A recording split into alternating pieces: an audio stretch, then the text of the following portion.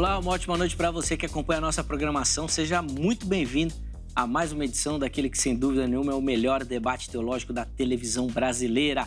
Que privilégio poder dividir esse momento com você que nos acompanha. Televisão, no YouTube, na gravação, ao vivo, no seu formato aí que você utiliza. Mas é sempre bom dividir esse espaço com você que não simplesmente acompanha o programa, né, mas interage com o programa, participa do Vejam Só, faz parte dessa construção aqui, e é exatamente isso que o Vejam Só quer fomentar nos nossos telespectadores, despertar o interesse pelo estudo das Sagradas Escrituras e pelo estudo da teologia.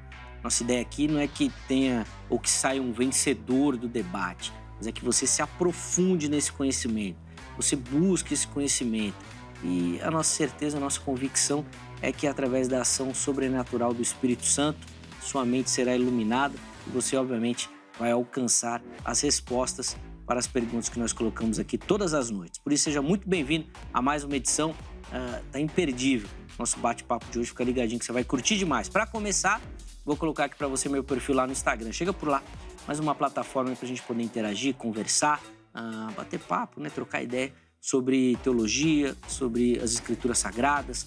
Pode mandar lá a sua sugestão, convidado, tema, a gente pode conversar. Pode falar como é que tá o seu sinal, o sinal da HIT aí na sua região. Temos recebido muita reclamação, né, Thomas? Meus irmãos, fiquem tranquilos, tá bom? Principalmente quem assiste pelas TVs a cabo aí. A emissora tá numa negociação, então de repente, tá bom? Tá no entrave aí, mas não é nada com a gente, não. Estão mandando sinal. Mas se você não consegue assistir pela TV, vai lá pro YouTube. Exatamente, vai lá no YouTube. Pessoal, inclusive, já vou pedir para colocar aqui nosso canal lá no YouTube. Vai aparecer aqui para você. Aí você acessa lá, ó, programa Vejam Só lá no YouTube. Já se inscreva no canal, fortalece lá, tá bom? O canal. E ativa as notificações.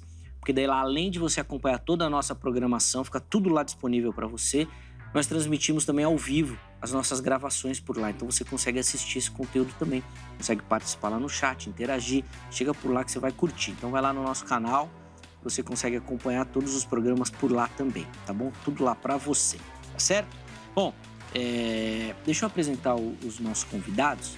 E aí na sequência a gente já coloca o tema para você. Vai ser a continuação de uma conversa que a gente teve recentemente, que foi muito produtiva, que a gente quer explorar algumas outras temáticas. Mas bom, a gente já entra nessa conversa na sequência. Primeiro, nós temos a honra de receber aqui nos nossos estúdios essa dupla que nos ajudou tanto na edição anterior e vai continuar colaborando agora, tenho certeza. Com muita alegria que nós recebemos o pastor Ivan Santos, ele que é ministro da Igreja Assembleia de Deus, do Ministério do Belém. Pastor Ivan, meu irmão, muito obrigado por aceitar o nosso convite. Seja muito bem-vindo. Graça e paz, meu irmão. Amém. Mais uma vez, eu que agradeço pelo convite, né? Alegria nossa, meu irmão, em recebê-lo. Certeza que será mais um momento de edificação, debate super proveitoso. A gente ouviu um pouquinho, né, do muito que Deus tem te ensinado nessa área aí. Vai ser um privilégio. Mas para a gente começar, vou pedir as informações da igreja. Pastor, por favor. Somos ali da Igreja Assembleia de Deus, Ministério do Belém, em Sorocaba, campo presidido pelo pastor reverendo Osmar José da Silva, tendo como primeiro vice-presidente Osmar Goulart, mais conhecido como Mazinho. E eu estou pastoreando uma congregação local ali no Jardim Francine. Boa. Inclusive, o pastor Ivan disponibilizou também para você que nos assiste alguns contatos. Eles já apareceram aí e vão ficar também à sua disposição lá no nosso perfil oficial do Instagram, no @programa Vejam Só. Os contatos ficam lá para você. Você pode acessar e conhecer um pouquinho melhor do ministério do pastor Ivan e, obviamente, se quiser conversar, fazer perguntas sobre o tema que nós vamos abordar, é um espaço também para você fazê-lo. De novo, obrigado, viu, meu irmão, pelo carinho. Sempre muito bacana receber.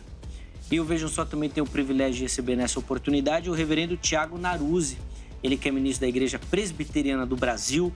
Reverendo Tiago, meu irmão, obrigado novamente por aceitar o nosso convite. Seja muito bem-vindo. Uma ótima noite. Eu que agradeço o convite. Quero dizer que é uma alegria dupla, né, estar aqui nesta noite. Primeiro porque é um programa de grande relevância e é muito bom poder contribuir de alguma forma, né? E segundo, porque eu estou revendo o pastor Ivan, alguém que conheço há pouco tempo, mas que já aprendi a admirá-lo, a respeitá-lo. Então, é motivo de dupla alegria. Muito bacana. Muito obrigado de novo por aceitar o nosso convite. A gente sabe que não é fácil, né, organizar as agendas, então a gente fica muito grato aos nossos convidados por essa consideração que eles têm com o programa. Mas para a gente começar, também vou pedir as informações da igreja, reverendo, por favor. Vamos lá. A gente está no Alto da Lapa, na rua Doutor José Elias, 67. Nós temos os cultos todos os domingos pela manhã, às 9h30 e às 18h30. Venha nos fazer uma visita que você vai ser muito bem recebido. Deus te abençoe. Boa. Inclusive, o reverendo Tiago também disponibilizou um contato, né, uma rede social. Apareceu aí para você, mas se você não anotou, perdeu. Tá lá, fixado no nosso perfil oficial do Instagram. Inclusive, lá você pode pegar as informações da igreja, do Ministério do Irmão, ou até, se quiser, também pode interagir, conversar um pouquinho sobre a temática que nós vamos abordar na noite de hoje, tá? É o canal para você fazê-lo. De novo, obrigado, meu irmão, pelo carinho. Bom, sem mais delongas, vamos colocar na tela aí o tema da nossa conversa. Hoje nós vamos voltar a falar sobre o milênio. E a pergunta é, o milênio é literal ou simbólico? Parte 2. Vejam só, já tá igual o Hollywood, né? Já tá dividindo aqui as temáticas em partes. E, de fato, necessita. É um tema muito intrigante, interessante e que a gente tem opiniões bem divergentes sobre o assunto. No programa anterior, você que nos acompanhou, se você não viu, vai lá no nosso canal do YouTube e você vai localizar lá. A gente falou bastante sobre o texto de Apocalipse 20, que talvez seja o mais comentado sobre, mas não é o único. E foi por isso que nós trouxemos de novo os nossos convidados para a gente poder avançar nessa conversa, tá bom? Então, nós vamos começar, meus irmãos, com a resposta inicial de vocês, né? Reforçando as linhas que vocês defendem e, obviamente, já pontuando algumas considerações que vocês querem ou almejam trabalhar durante o programa de hoje. Feitas essas considerações iniciais, eu vou abrir a oportunidade para você que nos assiste participar também, respondendo a nossa enquete. Aí depois a gente volta e continua a nossa conversa, tá bom? Então, o pastor Ivan vai ter o privilégio de começar. Na sequência, o reverendo Tiago também responde aí a nossa pergunta tema. Por favor, pastor Ivan. Pois bem, como pré-milenista, naturalmente defendo a perspectiva de um milênio literal, onde Cristo, após o seu segundo advento, governará o mundo a partir de Jerusalém. É importante nós destacarmos que o termo pré-milenismo tem a ver com o segundo advento. Isso quer dizer, Cristo retornará visivelmente a esta terra antes do estabelecimento do reino milenar. De outra maneira, podemos dizer também que o milênio ele é pós-segundo advento, porque o mesmo Cristo estabelecerá o reino milenar após a sua segunda vinda. E é muito interessante nós observarmos o texto de Apocalipse, capítulo 19, versículo 11, que começa a descrever os eventos que ocorrem após a parúzia, após a segunda vinda.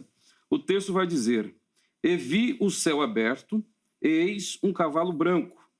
Apocalipse 19, 17 vai dizer, e vi um anjo que estava no sol.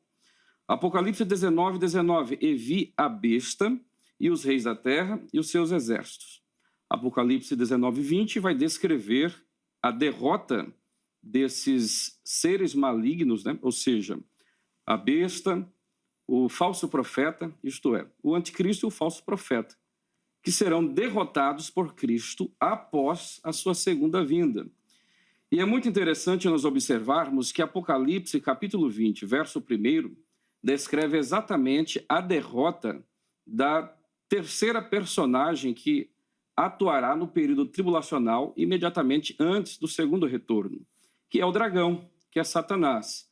E o texto vai descrever, então, a prisão de Satanás. Então, o que nós temos aqui já no início de Apocalipse 19 e o capítulo 20? A vitória de Cristo sobre os três principais personagens que perseguirão o povo de Deus no período tribulacional. É de comum acordo que Cristo derrotará o anticristo, o falso profeta, após a sua segunda vinda. De igual forma, é mais lógico, por meio de uma cronologia progressiva, que é a perspectiva pré-milenista, né? Tem um viés futurista para interpretar o Apocalipse, entendermos que a prisão de Satanás, de fato, também ocorrerá após o segundo advento.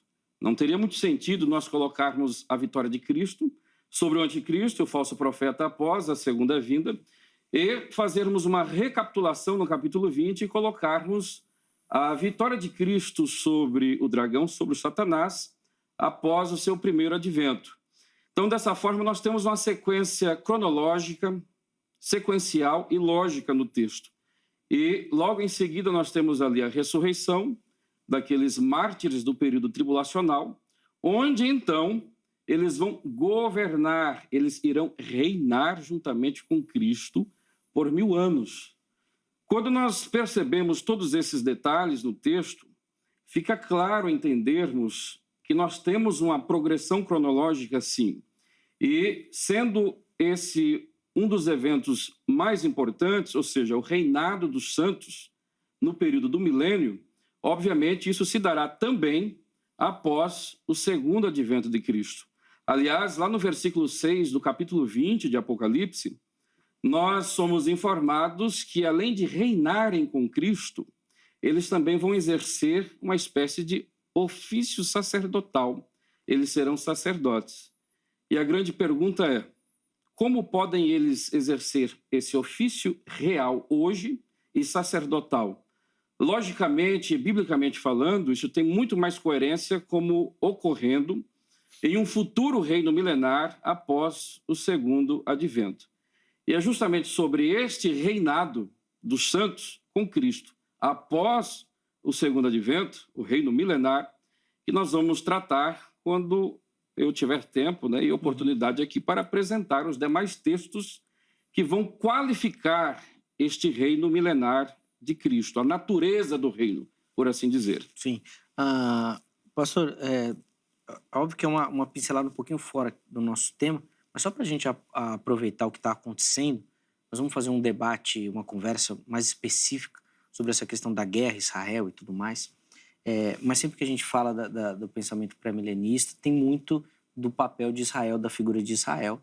Queria que o irmão desse bem rapidinho, não é o tema aqui, mas só para a gente entender um pouquinho da sua visão com relação a tudo isso que tem acontecido lá em Israel também, já que sempre que acontece alguma coisa em Israel, parece que a teologia ferve também e as coisas estão sempre muito interligadas. Por favor.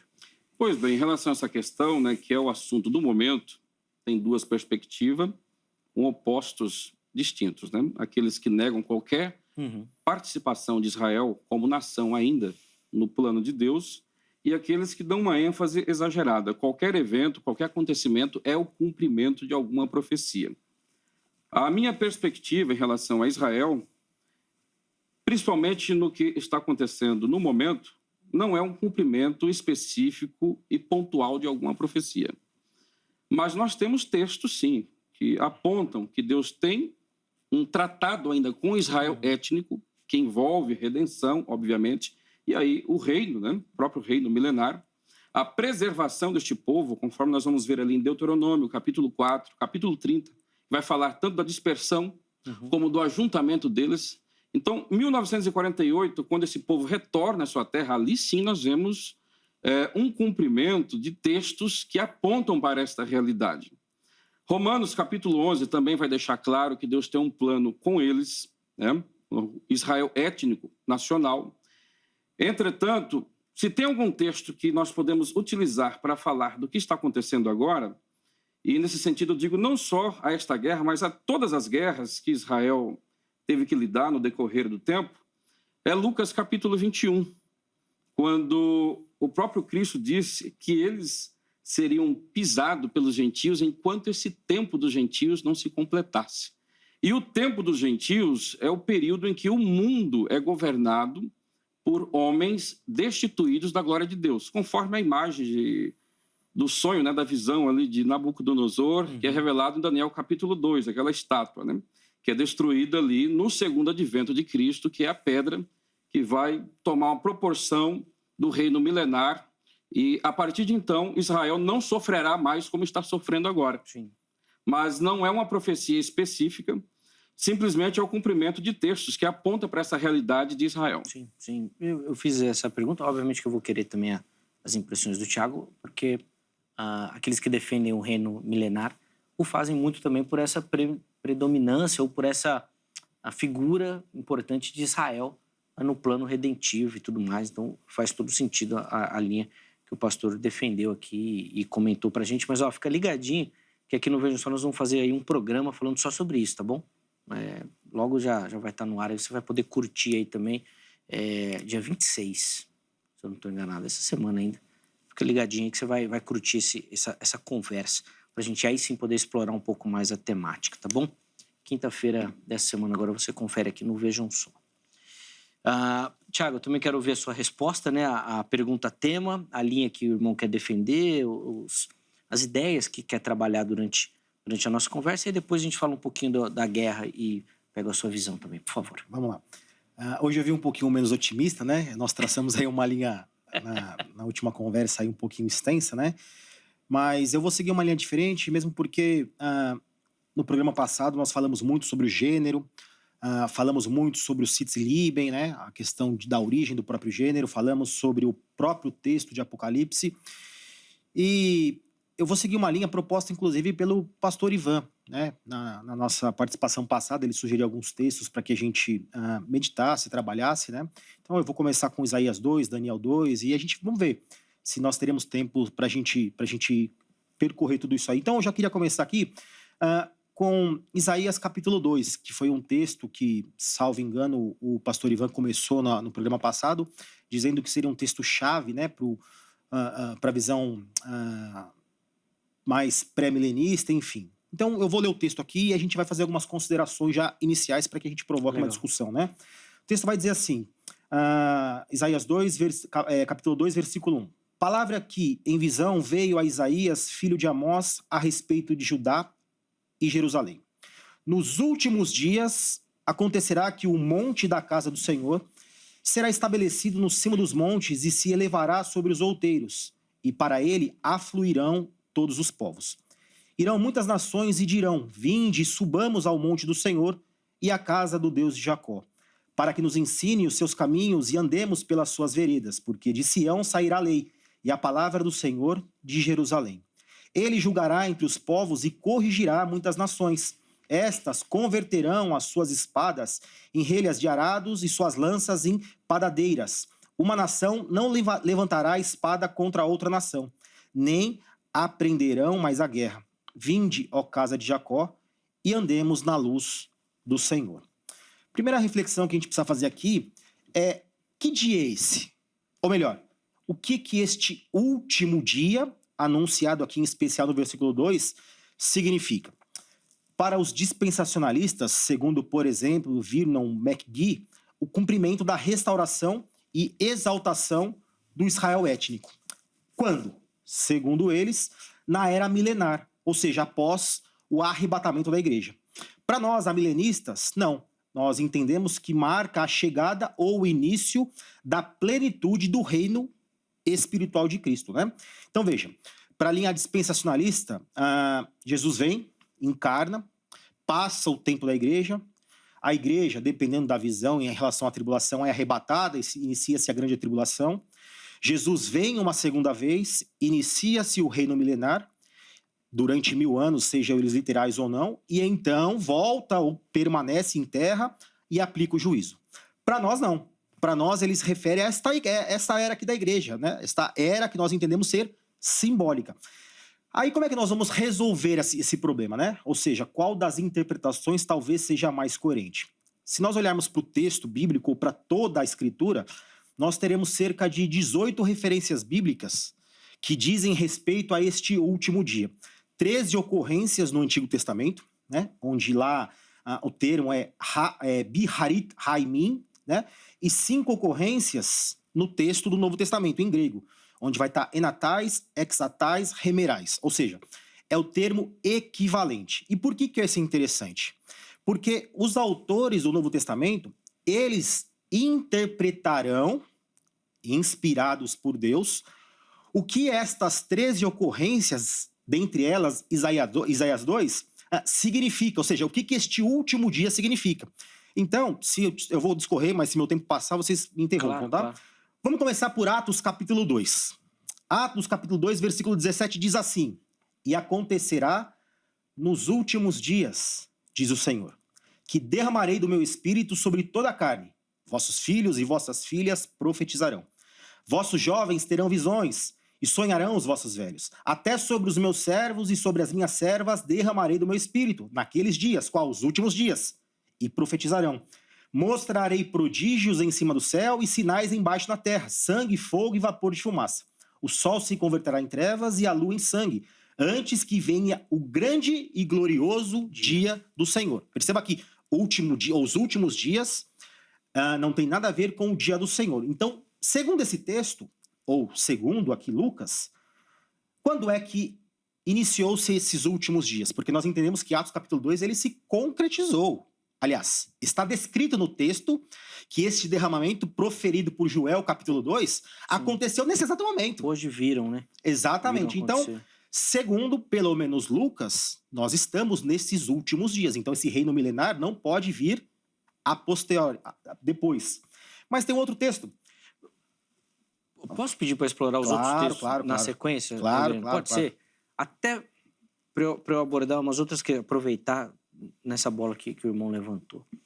Últimos dias não faz referência ao dia do Senhor, não, como na profecia lá de Joel. Mesmo porque são eventos distintos. Não, na verdade é assim, aquela tensão do já ainda não. Existem cumprimentos, como por exemplo, a questão do derramar. O que nós entendemos como esse enchimento do Espírito? Se nós formos por capítulo 1, a partir do versículo 17, se eu não me engano, 18, o texto vai dizer que os discípulos teriam que aguardar para que eles fossem cheios a fim de proclamarem o evangelho, começando por Jerusalém, Judéia, Samaria e confins da terra. Então, o que nós entendemos deste derramamento do Espírito? Eles foram habilitados a isso. De que forma? Receberam um dom idiomático para proferir para nações das mais diversas que se encontravam em Jerusalém. Então, neste sentido, parcialmente, é a tensão que nós vivemos, diversas profecias. Ela se cumpre. Entretanto, a questão do juízo final ainda aguarda o cumprimento. É o dia do Senhor. Tá. Só para complementar, Jesus faz a mesma referência lá em Mateus 24, inclusive citando a profecia de Joel. Exatamente. Citando a geração. E fala do dia também, né? Do dia do Senhor. E outras, são termos totalmente distintos, né? A gente aprende em teologia, e não só em teologia, mas em filosofia, ciências que trabalham com a linguagem, né, com os símbolos linguísticos, nós precisamos ter um certo rigor nos símbolos. Porque a gente só consegue expressar a realidade por meio de um rigor simbólico, ou seja, por palavras. Então, perceba que aqui é muito claro que a interpretação... Vamos começar por Lucas, né? Em que este reino que nós defendemos já iniciado, na encarnação, inclusive, em que juridicamente se concretiza o início na crucificação, já iniciou. Mas nós temos, por exemplo, Paulo escrevendo a Timóteo. Posso ler o texto ou quer que eu guarde isso para o... Pode ser. Tá, esse texto é rápido, né? 2 Timóteo, capítulo 3, versículos de 1 a 9. Eu só vou ler o iniciozinho para que a gente não perca tempo, ok? Diz assim: sabe, porém, isto, nos últimos dias, o mesmo termo, sobrevirão tempos difíceis, pois os homens serão egoístas, avarentos, jactanciosos, arrogantes. E aí ele traz um monte aqui de adjetivos, né? A pergunta é, quando, segundo Paulo e segundo o próprio Timóteo, este tempo se referia? Será que, segundo uma visão futurista, ou para eles, naquele exato momento, presente, para nós, preterista? Então perceba que este texto, segundo Pedro, capítulo 3, ele vai dizer a mesma coisa. Para finalizar, para a gente não estender, né? Hebreus, capítulo 1. Havendo Deus outrora falado muitas vezes e de muitas maneiras aos pais pelos profetas, nestes últimos dias da sua encarnação, nos falou pelo Filho.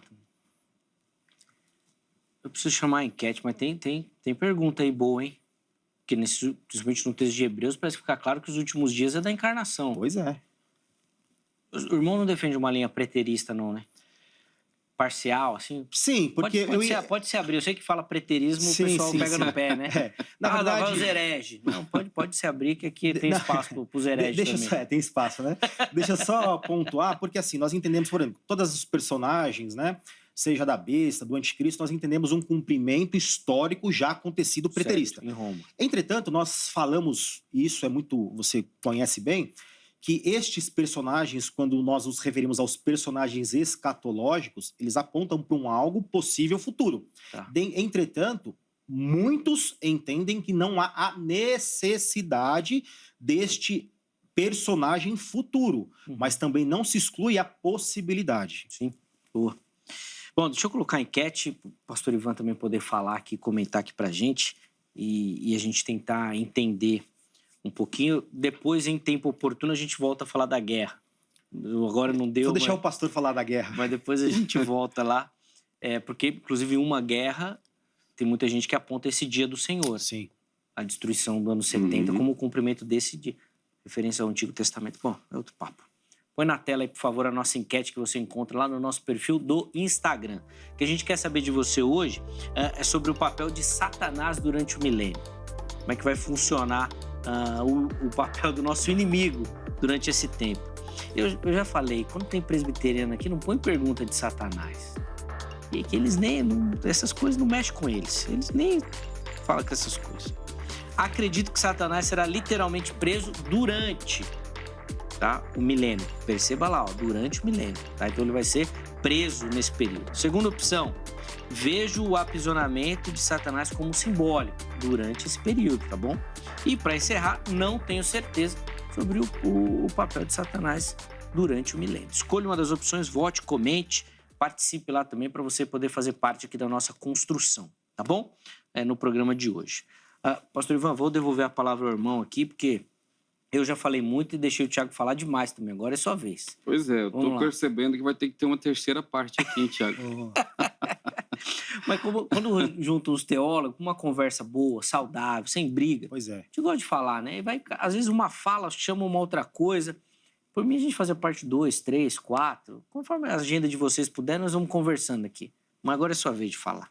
Vamos ouvir. Vamos lá. Em primeiro lugar, na perspectiva pré-milenista, dispensacionalista, em relação à questão dos últimos dias, nós entendemos claramente que os últimos dias dizem respeito aos eventos que ocorrem ali após o primeiro advento de Cristo. Não temos nenhum problema com isso, nenhum problema. Inaugura ali do primeiro advento. Exatamente. A partir dali é tudo o último dia. Os últimos dias. A questão é, os últimos dias encerra com o segundo advento ou ele continua?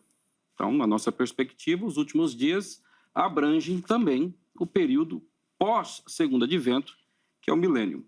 Agora, na fala do reverendo Tiago, ele citou Isaías capítulo 2, verso 2, 13, 4, como que ocorrendo hoje, né? Um evento que ocorre hoje por meio da igreja, enfim, na nossa atual era. É isso mesmo, Tiago? Os últimos dias, sim. Então, nesse caso... Versículo 12, não, que eu acredito que é o que você vai me perguntar, né?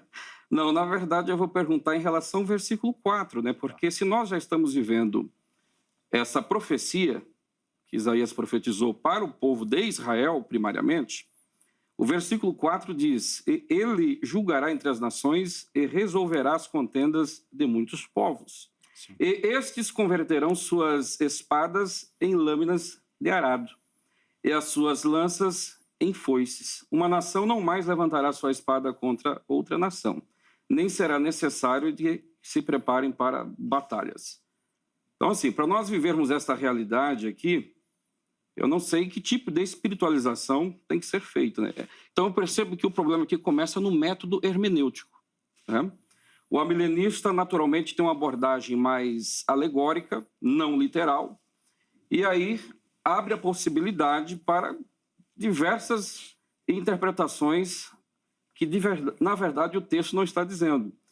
E a grande questão é, nós vivemos um tempo em que as nações não guerreiam contra as nações, em que as pessoas trocaram as suas armas por instrumentos de trabalho. É essa a realidade? Se puder responder já, eu ficaria grato. Já vai jogar para ele, já? Já joga, já. Então, vamos lá. Para a gente, eu acredito que seja menos difícil essa explicação, porque nós entendemos que esse reino já inaugurado, ele não se interrompe com um outro advento. Então, nesse sentido, nós entendemos que esse versículo 4, ou desde o 1, nós estamos falando de um período em que se inicia, chamado últimos dias, com a encarnação, que ele vai se estender, ou melhor, até difícil usar termos, né, correlatos à realidade, mas ele não tem fim mais esse reino. Quando Jesus voltar, então ele julgará as nações, já apontando para o dia do Senhor. E por que eu digo isso? Quando a gente vai lá para o versículo 12, deste mesmo texto, aí fica muito claro a questão do dia do Senhor. Ele diz, porque o dia do Senhor dos Exércitos, o termo aqui é Rion La Yavé, né, no sentido, na verdade, o dia do Senhor descrito no Antigo Testamento, o termo é Ion, né, lá Yavé. E o termo aqui é Remera Kyrion, ou Kyrios, dependendo da conjugação. Então, perceba que nós estamos numa tensão em que inicia-se um reino que aponta para o dia do juízo. Então, a nossa interpretação é que não é uma ruptura por um segundo ou terceiro advento. É justamente porque nós entendemos que não é essa ruptura, em que nós entendemos que Isaías 2, ele fala tanto da inauguração do reino, como o findar no sentido do juízo final, né? É dessa forma que nós interpretamos esse texto. Continuidade. Qual a nota do aluno Tiago para a resposta do professor Ivan? Eu não vou conseguir dar nota, porque ele não respondeu a pergunta em relação às nações fazendo guerra hoje. Sim. Que é o que o texto diz. Eu vou fazer uma pergunta retórica. Ixi. Todo o mal, ele advém do Satanás? Não necessariamente. Pois bem, então está respondido em que sentido? Se nem todo mal necessariamente advém de uma ação direta satânica, porque afinal de contas, Pedro, próprio Jesus Cristo, diz que o nosso coração é a origem de toda maldade. Então perceba que, se não há a necessidade de que todo o mal advenha diretamente de um personagem eu me refiro, né, não a algo fantasioso, mas ao demônio, ao diabo, ao grande dragão, não há o porquê ou alguma dificuldade de a gente entender que aqui a maldade ou esta guerra provém do próprio ser humano. Agora, se nós entendemos ou interpretarmos o texto de forma literal, por exemplo, as pessoas deixando as suas espadas, mas nós precisamos ver que esses efeitos eles são progressivos. De que forma? Jesus mesmo não disse a Pedro e tantas outras passagens em que a nossa luta não é contra a carne, mas contra o sangue, e que ele deveria deixar a sua espada. Perceba que existe uma progressão para este caminho. Claro, olhando para os acontecimentos atuais, em especial, nós nos horrorizamos, né, com essa aparente inexistência de santificação no seio da igreja. Mas nós estamos olhando para o macro. Se nós olharmos para o corpo de Cristo, para a igreja, a quem se destina a profecia, nós não podemos negar que existe uma santificação em andamento. Obviamente, muito distante ainda da santificação que nós aguardamos e que entendemos que só se consumará no dia do Senhor, né? Eu vou continuar com dificuldade de dar nota, porque a resposta que eu queria ouvir, exatamente, é em relação às batalhas que nós, principalmente no momento em que estamos vivendo, né? É notório isso. E o texto é muito claro, a verdade simples e literal que Isaías está profetizando aqui é que haverá um período de um reinado onde não haverá guerra, literalmente. É a verdade simples, literal e objetiva do texto. A não ser que eu faça uma espiritualização da leitura, que é a leitura amilenista, que eu vou conseguir encaixar essa profecia nesse período em que vivemos hoje, né? Fora isso, não tem como. Eu não vejo espaço para isso nos dias de hoje, a não ser se espiritualizar, porque a verdade simples aqui é de um tempo onde não há guerra. Posso devolver uma pergunta? Pode. Segundo esta interpretação, então, em que nesse reino milenar, né, futuro, não haverá guerra, ou não haverá morte, não haverá possibilidade da manifestação do pecado, como que nós entenderíamos, então, porque a nossa interpretação de 1 Coríntios capítulo 15 é diferente, né? Ele diz assim, e quando então virá o fim... Cada um, ele está falando da ressurreição, versículo 23, cada um, porém, por sua própria ordem, Cristo as primícias, depois os que são de Cristo na sua vinda. E então virá o fim, quando ele entregar o reino ao Deus e Pai, quando houver destruído todo o principado, bem como toda a potestade e poder. Porém, convém que ele reine. Segundo a perspectiva dispensacionalista, esse reino é o reino milenar, futuro, é isso? Basicamente, futuro. Aí ele diz, então, até que haja posto todos os inimigos debaixo de seus pés. O último inimigo a ser destruído é a morte. Então nós estamos num grande problema. Porque neste reino em que, segundo o que eu entendi, não haverá pecado, morte ou guerra, o inimigo ainda não foi destruído. Neste reino ainda haverá morte. Aí eu pergunto, se haverá morte e o inimigo está lá, não haverá pecado? Sim, com certeza. Durante o reino milenar haverá pecado. O pré-milenista não diz que no reino milenar não haverá pecado e no reino milenar não haverá morte. Contudo, a morte não é causa de batalhas entre os povos. A morte é resultante de um juízo de Cristo. Chegamos na mesma conclusão.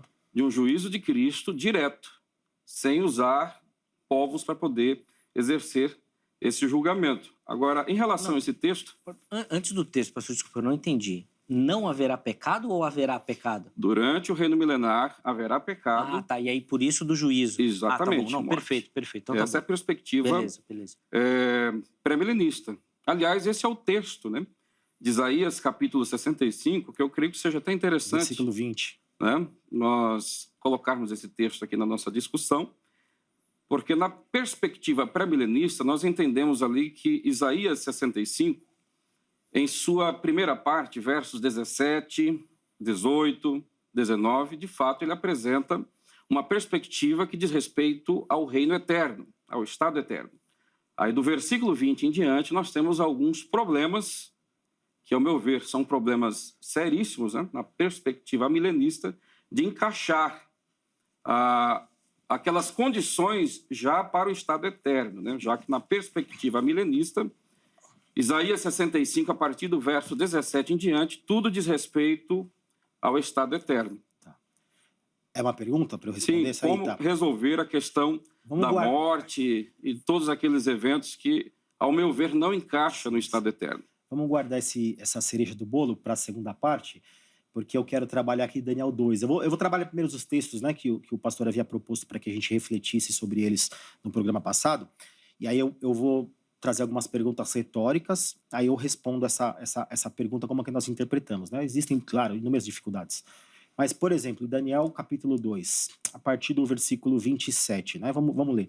A gente vai ler, só para a gente contextualizar quem está nos ouvindo, nos assistindo, Daniel está dividido mais ou menos assim, Daniel 2, do 1 ao 3, somos apresentados ao sonho, né, de Nabucodonosor. Do 4 ao 11, ele chama lá os magos, encantadores, a fim de interpretarem um sonho. Então, do 12 ao 16, Nabucodonosor, irritado com estes magos, porque não chega a essa interpretação, manda matar todos. Aí no 27, então, nós somos apresentados a Daniel. Diz assim o texto. Respondeu Daniel na presença do rei e disse: o mistério que o rei exige, nem os encantadores, nem os magos, nem astrólogos o podem revelar ao rei. Mas há um Deus no céu que revela os mistérios, pois fez saber ao rei Nabucodonosor o que há de ser nos últimos dias. Esse tema é importante para que a gente compreenda essa discussão, né? A pergunta que eu faço, até para que a gente ganhe tempo aqui, os leitores, eu creio que é uma passagem muito conhecida, sim, né? Sim. Qual foi o sonho de Nabucodonosor? Vocês se lembram, né? Qual foi o sonho? Até foi citado a questão da estátua. Sim, da estátua. Enfim. Vários materiais exatamente destruídos. Ele vai ser relatado dos versículos de 36 a 46. Pergunta que eu faço. A cabeça de ouro puro. Qual é a interpretação que eu creio que não vai divergir nem dos amilenistas, nem dos dispensacionalistas? Quem era a cabeça de ouro puro? Segundo a interpretação histórica, os babilônicos. O peito e os braços de prata, quem eram? O reino medo-persa. O ventre e os quadris que eram de bronze. Os gregos, o Império Grego. A sucessão dos reinos, certo? As pernas de ferro, os romanos. E os pés divididos, esse reino romano, dividido em oriental e ocidental. Nesse sentido, quem é este anunciado a partir do versículo 44? Mas, nos dias destes reis, desses 4 reinos, reino passado, o Deus do céu suscitará um reino que não será jamais destruído. Perceba que vai ter um reino que, quando ele se iniciar, não será mais destruído. Este reino não passará para outro povo. Esmiuçará e consumirá todos estes reinos, mas ele mesmo subsistirá para sempre. Aí ele continua: como vistes que do monte foi cortada uma pedra, sem auxílio de mãos, e ela esmiuçou o ferro, o bronze, o barro, a prata e o ouro. O grande Deus fez saber ao rei que há de ser futuramente. Certo é o sonho fiel à sua interpretação. Pergunto: quem é esta pedra que põe fim nestes reinos, que nós sabemos que simbolizam muitas coisas, e ao pôr fim, inicia-se um novo reino que, segundo a revelação bíblica, não será destruído, não passará para outro povo e será um reino sem fim. A gente não precisa de muito esforço, e eu creio que nós não vamos discordar disso, é Jesus Cristo essa pedra. Então, segundo profecias do Antigo Testamento, é este reino da qual nós estamos discutindo, né, e estamos divergindo, ele já iniciou-se, certo? Se ele já se iniciou, temos que respeitar o texto. Você está dizendo, ele não terá fim e não passará para outro povo. Então, assim, existem dificuldades, como o pastor bem levantou em relação ao texto de Isaías 65, que eu vou responder, existe. Mas a pergunta, e aqui? Como é que nós ficamos? Nós vamos voltar em Isaías, mas eu quero só aproveitar a pergunta, então, para já falar de Daniel 2, depois ele volta lá em Isaías, para a gente não perder o time e não embaralhar os textos. Então, por favor, sobre essa questão do reino que já começou e não terá fim. Pois bem, esse texto de Daniel, capítulo 2, onde nós temos ali o sonho, né, a visão de Nabucodonosor, da estátua, apresenta 4 períodos de governos mundiais, impérios, né, por assim dizermos, comandados por homens. Em contrapartida, este período de governos governados por homens destituídos da glória de Deus, governos esses que lá no capítulo de número 7 é retratado por bestas selvagens, é a mesma revelação. Contudo, aqui nós temos a perspectiva desses governos humanos a partir da óptica humana, a sua grandeza, a sua beleza. Lá no capítulo 7 de Daniel, esses mesmos reinos são descritos da perspectiva divina. Então, por isso que são descritos como sendo bestas selvagens. E ali nós temos, por exemplo, uma explicação melhor do que seria esse governo de Cristo, que aqui é simbolizado pela pedra. Isso tem a ver com o segundo advento de Cristo e não com o primeiro advento, necessariamente, conforme a perspectiva pré-milenista. Dessa forma, se os 4 governos aqui são governos humanos e terrenos físico-político, eu não posso dizer que essa pedra é um período de um governo espiritual, porque eu estou contrariando os demais governos, que são governos políticos, físicos, terrenos e literais. Então, na perspectiva pré-milenista, nós não temos nenhuma dificuldade com esse texto, porque esse texto aponta, na verdade, para o segundo advento de Cristo. Quando nós fazemos uma análise de Daniel capítulo 7, né, quando Cristo retorna e, de fato, o reino é transferido para ele e ele vai governar com sucesso, sem nenhum problema. Então, essa é a nossa perspectiva. São reinos terrenos da parte dos homens, governos, impérios, e de igual forma um outro reino terreno político, só que agora é o próprio Cristo, na verdade, quem vai reinar durante um período de 1000 anos. Mas ele não acaba esse reino? Aí não entraria nessa contradição? Em um sentido, humanamente falando, terreno, sim. Mas o reino de Cristo ele tem o seu aspecto eterno. É interessante até essa pergunta, porque na nossa perspectiva do pré-milenismo dispensacionalista, o milênio é um estágio preparatório do reino para o reino eterno. Boa. Vou dar oportunidade também, porque eu fiz a brincadeira com ele, a resposta do aluno Ivan.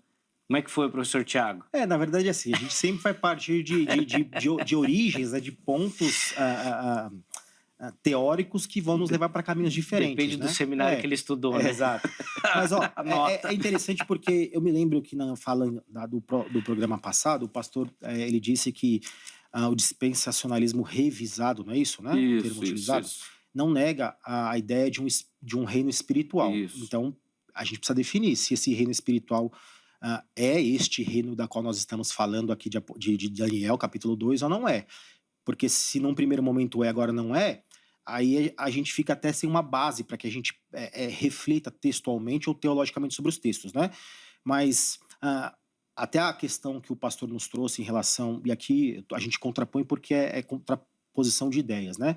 Quando os outros capítulos de Daniel ele vai fazer uma referência, é aquele enfoque hebraico nos textos, né? Ele está pegando agora esses 4 reinos e ele está descrevendo como esses reinos seriam, né? Então, a gente entende, ou nós temos uma leitura de que ele não aponta para um reino espiritual, mas Daniel está falando desse reino, é o sofrimento. Então, se é aquele reino, quando Jesus ele encarna, e a gente vê isso historicamente acontecendo, porque a partir de então o Império Romano, o grande Império Romano, nunca mais foi o mesmo, né? E inclusive foi dividido. Então, seria uma baita de uma coincidência se a encarnação de Jesus, como descrito aqui, não só colocasse fim a esses grandes impérios, mas também esta própria divisão da qual nunca mais o Império Romano ele superou, né? Sim. Vamos voltar lá em Isaías 65 agora, pastor, porque eu quero os seus comentários. Tá. Depois quero ouvir também o pastor Ivan. O bloco está quase acabando, mas eu quero ainda pegar esse assunto aí, porque a conversa é boa, o tempo passa rápido. Vamos lá, Tiago, O pastor Ivan jogou uma bomba agora aqui no meu colo, né? rapaz, jogou uma bomba, mas esse texto é tão legal, né? Sim, Eu acho esse texto muito interessante, muito interessante. Então vamos lá, vamos entender. Eu acho que seria interessante que nós lêssemos o texto, pelo menos do 17 até o 25, para que os ouvintes, os telespectadores acompanhem o meu raciocínio, né? Ele diz assim no versículo 17: Pois eis que eu crio novos céus e nova terra. Precisamos entender que é este criar novos céus e nova terra. Eu entendo, ou nós entendemos, que isso aqui não é um reino intermediário, tampouco algo que aponta para um outro reino. É a consumação de todas as coisas, aquilo que nós todos ansiamos, independentemente da qual perspectiva teológica, né? Sim. E não haverá lembranças das coisas passadas, jamais haverá memória delas, mas vós folgareis e exultareis perpetuamente no que eu crio. Porque eis que crio para Jerusalém alegria e para o seu povo regozijo. E exultarei por causa de Jerusalém e me alegrarei no meu povo, e nunca mais se ouvirá nela nem voz de choro, nem de clamor. Até aqui, tranquilo. Chegou no versículo 20 que nós vamos ter um impasse, né? Ele vai dizer assim: não haverá mais nela criança para viver poucos dias, nem velho que não cumpra os seus. Porque morrer aos 100 anos é morrer ainda jovem. E quem pecar só aos 100 anos será amaldiçoado. Antes de eu explicar, deixa eu só propor aqui uma pergunta, uma reflexão retórica aqui. Este texto ele não é complicado apenas para os amilenistas, porque se o versículo 17 ele aponta, eu vou usar um termo aqui mais comum, né, popular, para o paraíso, como é que nós vamos explicar esta morte? Existe uma aparente contradição, não apenas para a visão amilenista, mas também para a dispensacionalista. Este cria o novo céus e nova terra e não aponta para a era milenar da qual eles defendem, porque se apontar, existe uma contradição aqui textual, certo? Então eu já devolvo essa pergunta, eu vou responder. Como é que vocês vão responder isso? Mas como é que nós respondemos, né? A visão dispensacionalista entende que isso aqui é um embrolho para nós. Para eu responder isso aqui, eu vou usar aqui uma fala do reverendo Samuel e depois eu sustento com uma outra fala e eu concluo, tá? O reverendo Samuel, inclusive, esteve aqui recentemente, eu deixo um abraço a ele, um grande amigo da Igreja da Aliança. Ele diz assim: não existe pecado e morte no novo céu e nova terra. Isso é um fato. Mas percebam que não é disso que Isaías está falando. O que ele está dizendo é que se alguém pudesse morrer aos 100 anos, seria jovem, uma vez que todos viverão eternamente. É uma acomodação linguística. Mas não apenas isso. Se alguém pudesse morrer aos 100 anos, seria alguém que ainda teria sobre si a maldição do pecado. Dessa maneira, a melhor tradução seria, ou seja, ele está levantando uma problemática de tradução. Porque se alguém morrer aos 100 anos, será jovem e maldito. Como se fosse quase que uma ironia, dizendo, não haverá essa possibilidade. Essa segunda parte é uma explicação da primeira, que diz que tanto as crianças como os idosos viverão por toda a eternidade. A limitação de dias de vida, bem como a possibilidade de pecar, não existirá no novo céu e na nova terra, porque a maldição foi totalmente retirada. Isto é o que nós aguardamos nessa consumação. Só para pular aqui, ele vai dizer que é uma acomodação de linguagem, vai citar alguns grandes teólogos, mas existe um professor de Antigo Testamento, muito conhecido, né, do Seminário Teológico de Aylesbury, famoso também, estudioso de línguas semíticas e assim por diante. Ele diz assim, ó: este versículo dá início à série de exemplos concretos que explicam por que não haverá clamor nem pranto no reino de Deus. A série continua no versículo 25, são exemplos extraídos da vida, mas que não se limitam à referência ao reino milenar, nem significam que este quadro é necessariamente contraditório, na visão nossa milenista, ao apresentado, o qual declara que a morte será destruída.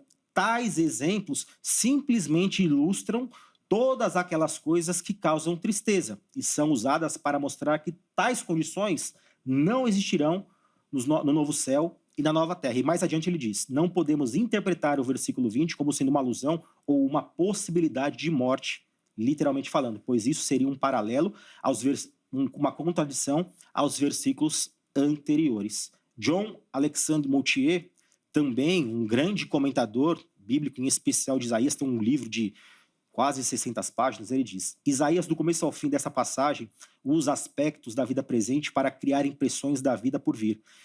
Esta será uma vida de provisão total, sem dor, sem choro, sem morte. Referência do versículo 17. Nenhuma criança ou velho deixará de desfrutar dessa maravilhosa provisão. Ao citar a possibilidade de morte no versículo 20 não significa que a morte estará presente, pois seria uma contradição. Uma possível melhor tradução seria, também traz o problema da tradução, quem não chegar aos 100 anos será maldito. Perceba que são dois teólogos distanciados e chegam à mesma conclusão de um problema de tradução. Isso está em harmonia com o que diz o versículo 25. O lobo e o cordeiro pastarão juntos, e o leão comerá palha como boi.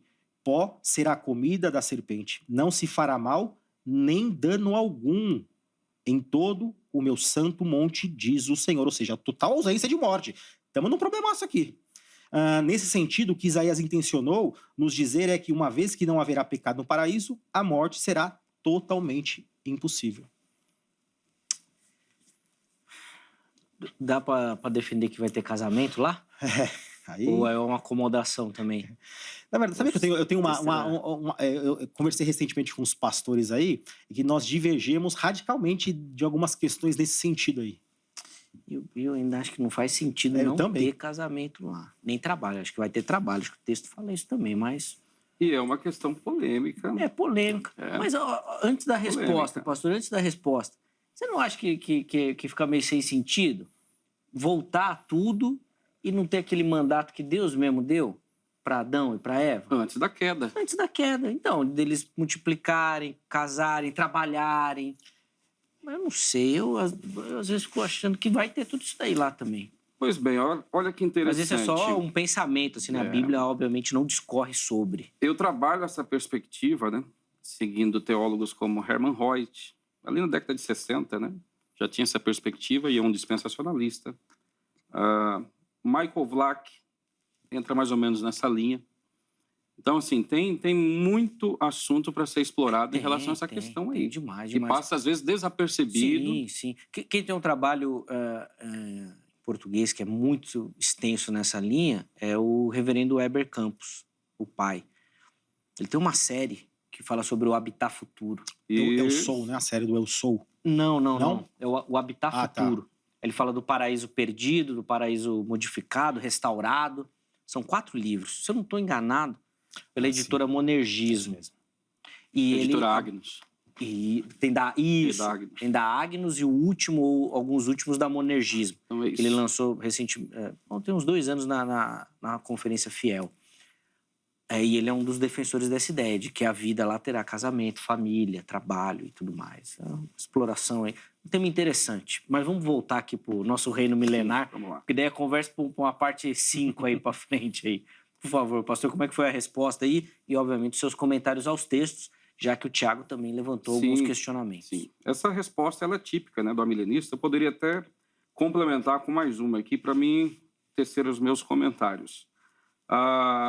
Seguindo esse raciocínio que o reverendo Tiago argumentou, citando esses teólogos, eu tenho aqui também uma citação de Sam Storms, que é um teólogo aliancista, continuista, carismático, pentecostal, mas na perspectiva escatológica é um amilenista. Em relação a essa questão do texto dizer que vai haver morte, em um contexto que descreve o novo céu, a nova terra, olha o que Sam Storms diz, que o autor usou uma linguagem hiperbólica para comunicar uma realidade da futura glória do novo céu e da nova terra.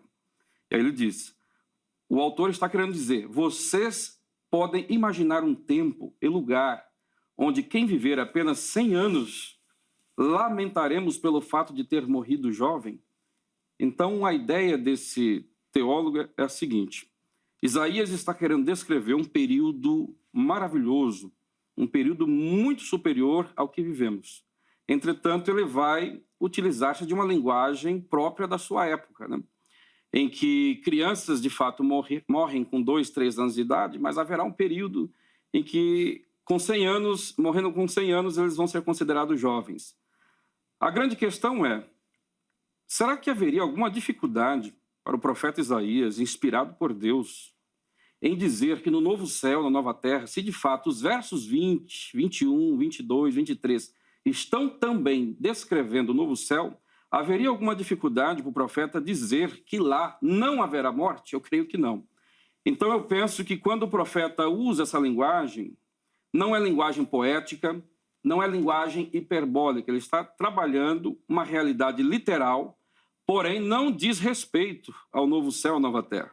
Diz respeito ao reino intermediário, que é o período muito superior ao que vivemos, mas ainda haverá, de fato, morte, haverá pecado, porque é isso que o texto está dizendo. Mas reino intermediário em qual sentido, pastor? De morte, daqueles que morrem e aguardam, ou do reino milenar? Não, não é estado intermediário. O reino intermediário ou reino mediatório é uma outra nomenclatura reino milenar. Para o reino milenar. Tá bom. Por que intermediário? Porque ele fica entre o presente momento do reino espiritual, sim, ao qual fazemos parte, e entre o futuro reino eterno, novo céu, nova terra. Perfeito, perfeito. Se quiser concluir ou fazer mais algum comentário, tem tempo ainda. Pois bem, nós temos aqui também algumas outras dificuldades que eu vejo para poder encaixar tudo isso como fazendo parte do reino eterno, do novo céu e da nova terra, né? Considerando esse aspecto de que haverá morte, haverá pecado, e aqui o texto está descrevendo linguagens, uma verdade em linguagem literal.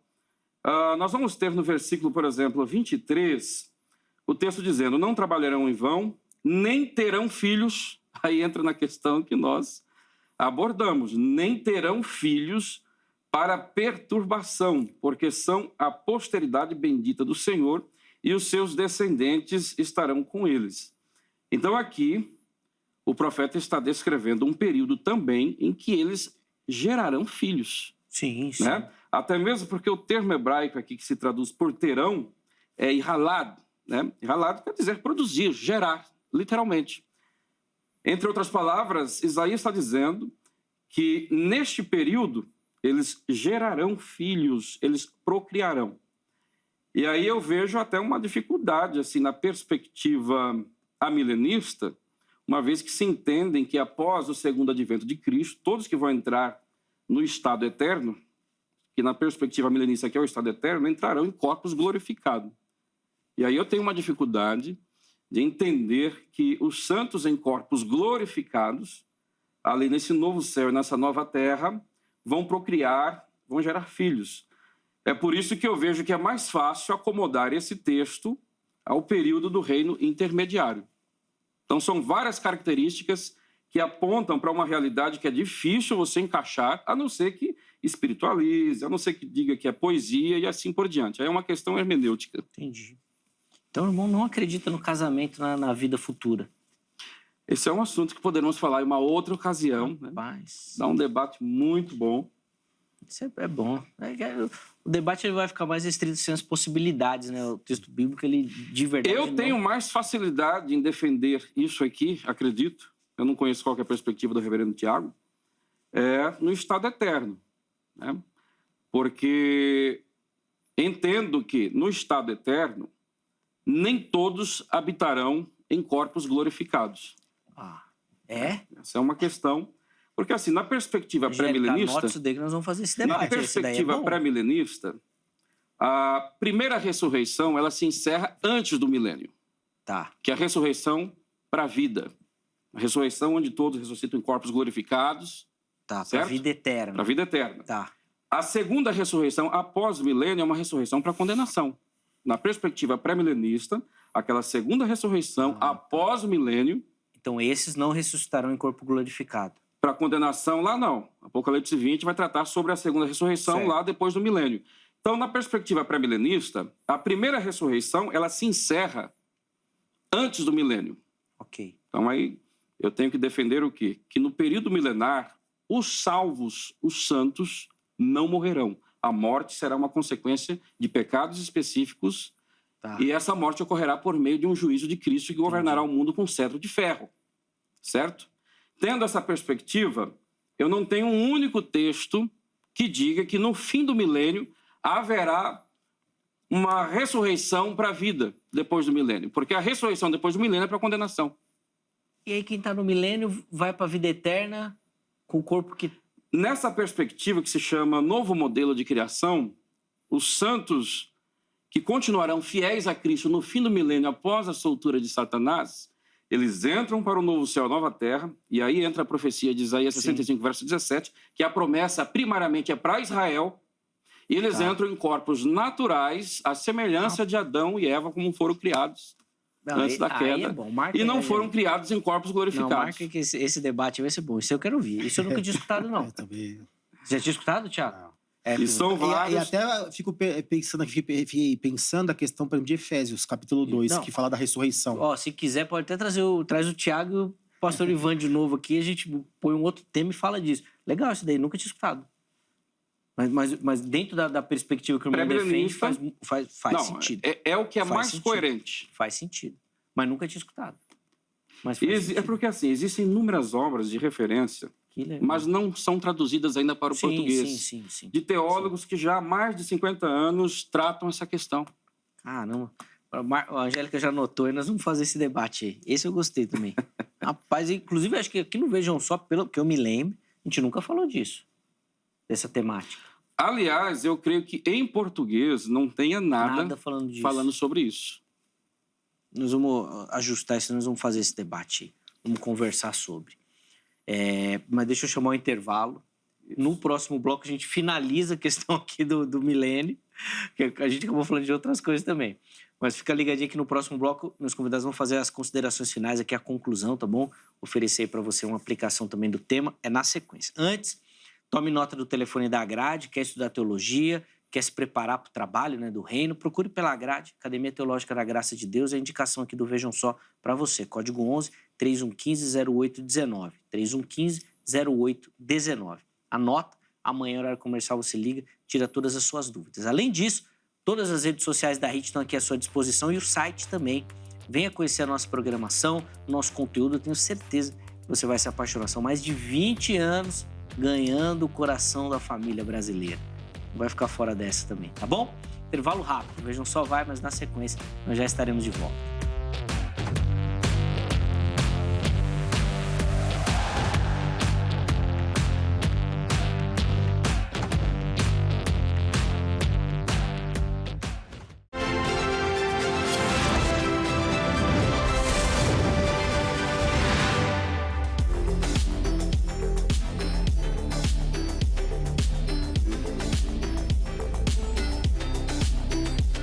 Muito bom, já estamos de volta com o Vejam Só, intervalo bem rapidinho na nossa conversa.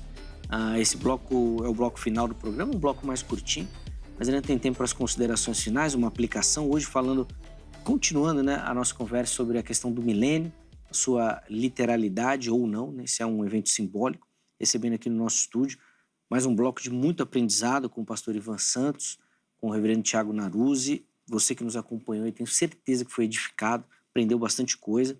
E, obviamente, que as reflexões aqui ficam para você no sentido de que você aprofunde esse conhecimento, tá bom? Busque literatura, material de apoio, próprio texto sagrado, para que você avance e progrida no conhecimento, tá bom? O nosso tempo é muito curto, não dá para a gente aprofundar tudo. Mas fica ligadinho, hein? Que ainda tem as considerações finais. Antes, se só dá aquela moral para quem nos acompanha, assiste o Vejam Só e participa, mandando as suas fotos. Vou fazer aqui uma convocação para você, meu querido telespectador. Manda sua foto assistindo o programa. Aproveita agora. Já faz aquela selfie e encaminha para a gente. É só você acessar as nossas redes sociais, tanto o Facebook quanto o Instagram. Você nos encontra por Programa Vejam Só. E assim que você entrar na rede social, você vai ver lá o íconezinho mensagem. Clica lá na mensagem, você já vai direto para o lugar onde você vai mandar a sua foto, seu nome e o estado. É muito simples. Faz uma foto básica, não precisa de muita produção, manda aqui pra gente. A produção já vai receber esse conteúdo, preparar e te colocar aqui no Vejam Só, tá bom? Nós estamos fazendo, obviamente, um evento especial aqui nesse final de ano. Nós vamos dar, né, alguns presentes, um carinho do Vejam Só para você, telespectador, no final do ano, tá? Então, é um combo aí de presentes aí que nós vamos mostrar na sequência. Primeiro, vamos mostrar as fotos e eu espero a sua foto também. Quero te mostrar aqui no Vejam Só, tá bom? Vamos lá, começar o nosso passeio aqui pelo Brasil, lá no estado do Espírito Santo, cidade de Vila Velha.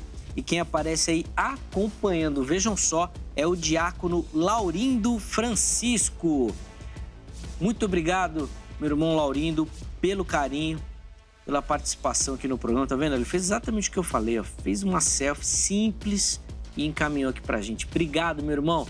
Deus abençoe demais a sua vida, todo o estado aí do Espírito Santo, em especial a cidade de Vila Velha, que é uma cidade belíssima. Aliás, o Espírito Santo hoje está bombando, porque nós vamos sair da belíssima Vila Velha e vamos lá para Cariacica. Aí é demais, hein?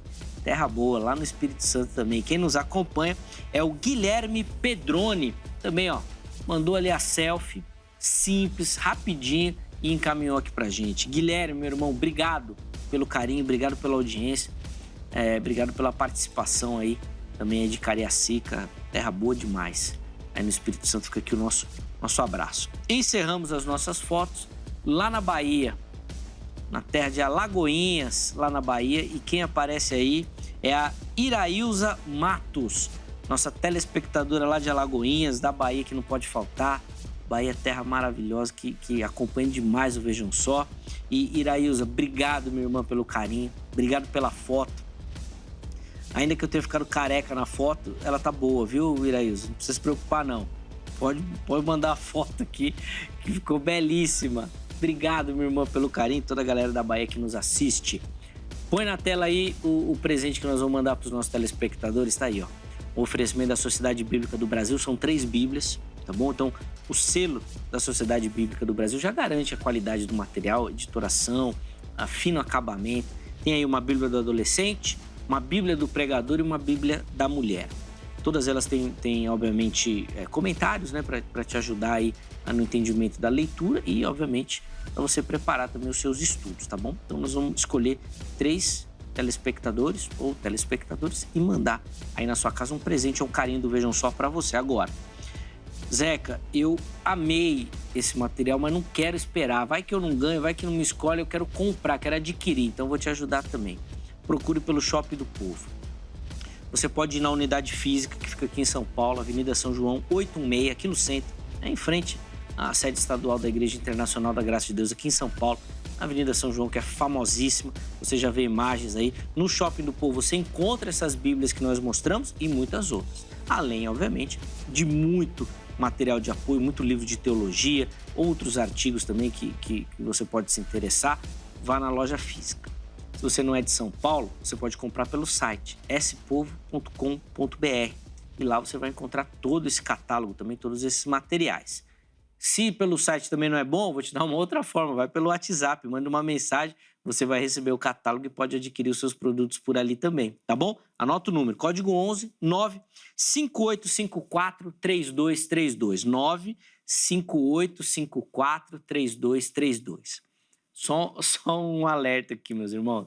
Esse WhatsApp é do Shopping do Povo, tá bom? Não é do Vejam Só. O pessoal do Shopping do Povo falou que meia-noite o pessoal mandando mensagem no WhatsApp.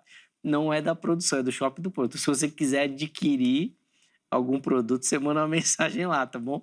Para sugestão de tema, para falar do programa, você vai lá no nosso Instagram, tá bom? Não misture aí as ordens, tá? Quero agradecer demais aí a dona Eliane e todo o pessoal que trabalha lá no Shopping do Povo pelo carinho com o Vejam Só, tá bom? Meus irmãos, 3 minutinhos para a gente poder encerrar. Então, cada um vai ter a oportunidade de fazer as considerações finais e oferecer uma aplicação também. Como o pastor Tiago, o pastor Ivan começou o primeiro bloco, o reverendo Tiago então tem a oportunidade de iniciar. Por favor, Rev. Vamos lá. Quero mais uma vez expressar minha gratidão ao programa, a toda a equipe que sempre é muito gentil, né, conosco, com os convidados, ao Zeca e também ao pastor Ivan, né? Como eu já disse, aprendi a admirar. E tô mandando um recadinho lá para me colocar no grupo lá, mas não me colocou ainda não. Esse grupo do WhatsApp aí não dá não, cara. Deve ser muito conhecimento. Sim, quero aprender um pouquinho lá. Não, lá é brabo, lá é só cara bom. Boa. Mas para deixar um texto aqui como uma reflexão, né, e até uma aplicação, eu queria deixar 1 Pedro 3, 18 ao 22. Ele diz assim, né? Pois também Cristo morreu uma única vez pelos pecados, o justo pelos injustos, para conduzir-vos a Deus, morto, sim, na carne, mas vivificado no Espírito. Versículo 22. O qual, depois de ir para o céu, está à destra de Deus, ficando-lhe subordinados anjos e potestades e poderes. Então perceba que existe aqui uma subordinação relacionada a um reino adquirido no sentido legal, né? Nós falamos da questão do pacto, né? Cumprido. Então nós entendemos com base nesse e tantos outros textos que nós aqui dialogamos que esse reino sim já iniciou. Mas a aplicação é, como eu já disse da outra vez, independentemente de qual seja a sua posição teológica, que o Senhor nos encontre, né, vigilantes, que nós, mais do que preocupados, né, nessas discussões, embora saudáveis, a gente pegue como responsabilidade aquilo que o Senhor nos disse, que nós precisamos anunciar o seu reino. Nós precisamos pregar o evangelho de Cristo Jesus a todas as pessoas. O meu desejo é que essas reflexões levem você a um crescimento, mas mais do que isso, te leve a uma prática evangelística, a uma pregação do evangelho. Que Deus te abençoe. Espero vê-los em breve. Amém. Que bom. Que bênção, reverendo. Obrigado pelo carinho, pela contribuição com o programa. Sempre muito bacana te ouvir. Aprender com o irmão. Espero que quem nos acompanha também tenha sido edificado. O contato que o reverendo Tiago deixou disponível está para você lá no nosso perfil oficial do Instagram. Chega por lá, tá bom? E, obviamente, que eles não vão te colocar no grupo para não ficar dando arma pro oponente, né, pastor Ivan? Não dá, né? Lá que eles vão desenvolvendo lá as coisas lá, aí se botar o menino para ficar olhando lá, chega no debate, aí tá enrascado. E depois eu não sei se você ia aguentar todo o fogo que tem no grupo também, né? Presbiteriano é mais difícil com essas coisas, né? Mas é outro tema, deixa pra lá. Vamos lá, pastor Ivan, 3 minutos aí para a conclusão. Pois bem, para finalizar a defesa da minha perspectiva, eu quero citar Zacarias. Zacarias fala sobre o segundo advento de Cristo e o reconhecimento de Cristo como Senhor por parte de Israel. Capítulo 12 de Zacarias, capítulo 13, especificamente o capítulo 14, quando Cristo, então, colocará ali os seus pés no Monte das Oliveiras. E é interessante esse texto de Zacarias 14, porque após o segundo advento, lá no versículo 9, ele vai dizer: e o Senhor será rei sobre toda a terra. E descrevendo melhor este reino, o texto vai dizer no verso 16: e acontecerá que todos os que restarem de todas as nações, ou seja, haverá um resto dentre as nações de povos que farão parte deste reino após o segundo advento. Todas essas nações que restarem, que vieram contra Jerusalém, subirão de ano em ano para adorar o Rei, o Senhor. E o verso 17 vai dizer que quem não subir a Jerusalém para adorar o Rei, sofrerá consequências de um juízo da parte de Cristo. O texto vai dizer no verso 18 que virá sobre eles a praga com que o Senhor ferirá os gentios. O verso 19 diz: este será o castigo do pecado dos egípcios e o castigo do pecado de todas as nações que não subirem a celebrar a festa dos tabernáculos. Então, na minha leitura, a partir de uma hermenêutica histórico-gramatical, esse texto aponta para uma realidade gloriosa de um futuro reino de Cristo, mas que ainda não condiz com a realidade do reino espiritual hoje, tampouco com o reino eterno. Entretanto, o mais importante para nós, para o telespectador, é que faça parte do reino de Deus hoje já. Porque independente da sua posição escatológica, você estará presente nesse reino futuro. Amém, que bênção. Obrigado também, pastor Ivan, pelo carinho, pela consideração com o programa. É sempre muito bacana recebê-lo aqui. Fico muito feliz, acho que quem acompanhou também foi abençoado com as suas reflexões. Obrigado também. Muito bacana. Ó, os contatos que o pastor Ivan disponibilizou estão para você também lá no nosso perfil oficial do Instagram. É só chegar por lá, tudo direitinho lá para você. Antes de encerrar, vamos colocar na tela aí o resultado da nossa enquete. Nós perguntamos lá sobre o papel de Satanás, né, durante o milênio. 76% escolhendo que ele estará preso literalmente. 18% uma prisão simbólica. 6% não sabem opinar sobre essa situação. A gente falou bastante sobre essa questão de Satanás no programa anterior também, tá? Então vale você que nos acompanha voltar lá e assistir e pegar um pouquinho sobre isso também, tá bom? Nós vamos encerrar a edição de hoje. Talvez a gente organize aí uma parte 3, né? Alguns textos ficaram por aí e outras reflexões que foram surgindo durante o programa. Então, muito provavelmente nós vamos realizar outros debates também. Quero agradecer demais a sua participação. Obrigado pelo carinho, obrigado pela audiência. A edição de hoje termina, mas amanhã, se Deus permitir, nós estaremos de volta com mais um Vejam Só. E a nossa oração é que o programa seja bênção e edifique a sua vida. Forte abraço e até a próxima.